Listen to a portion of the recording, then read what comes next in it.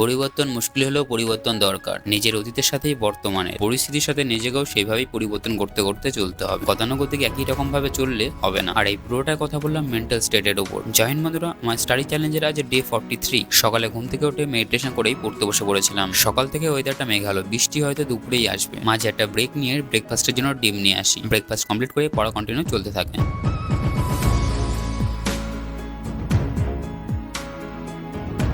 এই সময়টা রিজনিং করছিলাম। রিজনিং তো একদমই সময় দেওয়া হচ্ছে না, খুব জোর করে সপ্তাহে 1-2 দিন হচ্ছে। আসন্ন এক্সামগুলির জন্য রিজনিং সময়টা বাড়াতে হবে। পড়া কমপ্লিট হলে ওয়ার্কআউটের সাথে সাথে ভাত চাপিয়ে দিয়েছিলাম। দুপুরে লাঞ্চ কমপ্লিট করে কিছুক্ষণ ব্রেক নিয়ে পড়তে বসে পড়ি।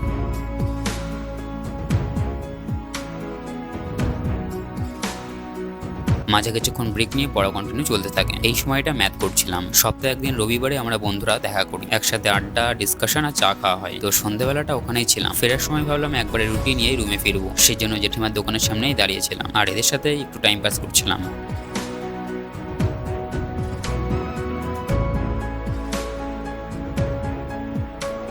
ওদেরকে বিস্কুট খাইয়ে রুটি নিয়ে রুমে চলে আসি আর আমিও ডিনার কমপ্লিট করে নিই। ইংলিশ গ্রামারটাও একদম ধরা হচ্ছে না। ডিনারের পরে কিছুক্ষণ ব্রেক নিয়ে গ্রামার নিয়ে বসি। এই পর্যন্ত ছিল আজকের রুটিন।